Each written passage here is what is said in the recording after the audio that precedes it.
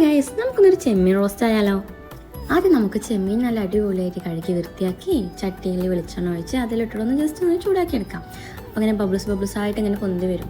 അത് കഴിഞ്ഞ് 2-3 മിനിറ്റ് കഴിയുമ്പോഴത്തേനും ഇങ്ങനെ എണ്ണ ഇങ്ങനെ തെളിഞ്ഞ് വരും. അപ്പോഴത്തേനും നമുക്ക് സവാള കുനുകുനാന്നരിഞ്ഞ് ആ എണ്ണയിലോട്ട് ഇട്ടിട്ട് നമുക്ക് നല്ലോണം വഴറ്റിയെടുക്കാം. അതിനുശേഷം കുറച്ച് കറിവേപ്പിലയും ഇഞ്ചി വെളുത്തുള്ളി പേസ്റ്റൊക്കെ ആഡ് ചെയ്ത് നല്ലോണം വഴറ്റിയെടുക്കാം.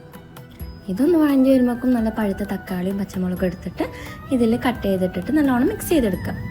ശേഷം നമ്മൾ മെയിൻ പൊടികളായ മഞ്ഞൾപ്പൊടി, മുളക് പൊടി, മല്ലിപ്പൊടി, ഉപ്പ് അതെല്ലാം ഇട്ട് നല്ലോണം മിക്സ് ചെയ്തെടുക്കുക. ഇട്ട പൊടികളെല്ലാം സെറ്റായി കിട്ടാൻ വേണ്ടിയിട്ട് നമുക്ക് അടച്ച് വെച്ച് കുറച്ച് നേരം വേവിക്കാം. അത് കഴിഞ്ഞ് നേരത്തെ നമ്മൾ മാറ്റി വെച്ച് നമ്മൾ ചെമ്മീൻ എടുത്തിട്ട് ഇതിൽ ആഡ് ചെയ്തിട്ട് നല്ലോണം മിക്സ് ചെയ്ത് കൊടുക്കാം. അത് കഴിഞ്ഞ് നമ്മൾ പെരുംജീരകപ്പൊടിയും കുരുമുളക് പൊടിയും ആഡ് ചെയ്തിട്ട് നല്ലോണം ഇളക്കുക. ലാസ്റ്റ് ആൻഡ് ഫൈനൽ പാർട്ടായിട്ട് നമ്മൾ മല്ലിച്ചപ്പ് എടുത്ത് കുനുകുനാന്നരിഞ്ഞ് നമ്മൾ മേലെ ഇങ്ങനെ വിതറി കൊടുക്കാം. അങ്ങനെ നമ്മൾ ചെമ്മീൻ റോസ്റ്റ് ഇവിടെ റെഡി.